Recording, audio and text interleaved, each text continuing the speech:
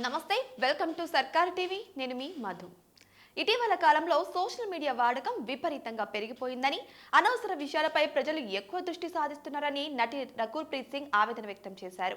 ఇటీవల ఓ పాడ్కాస్ట్ లో పాల్గొన్న రకుల్ ప్రీత్ సింగ్ మాట్లాడుతూ, నటి అవనీత్ కౌర్ ఫ్యాన్స్ పేజీలోని ఓ పోస్ట్ ను విరాట్ కోహ్లీ లైక్ చేయడం పెద్ద చర్చానీయాంశమైందని, ఆ లైక్ వల్ల అవనీత్ కి ఏకంగా 2 మిలియన్ల మంది ఫాలోవర్లు పెరిగారట.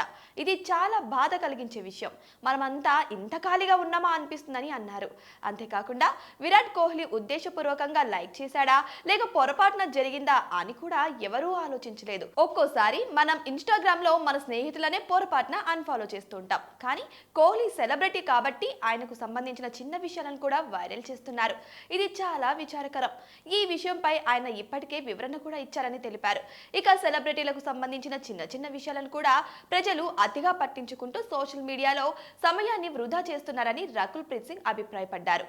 నా దృష్టిలో ఇది పూర్తిగా అనవసరమని ఆమె స్పష్టం చేశారు. గతంలో ఈ లైక్ విషయంపై విరాట్ కోహ్లీ స్పందిస్తూ, ఇన్స్టాగ్రామ్ లోని ఫీడ్ ను క్లియర్ చేస్తున్నప్పుడు పొరపాటున లైక్ బటన్ నొక్కుకుపోయిందని తెలిపారు. దీని వెనుక ఎలాంటి ఉద్దేశం లేదని, అనవసర ఊహాగానాలు సృష్టించవద్దని ఆయన కోరారు.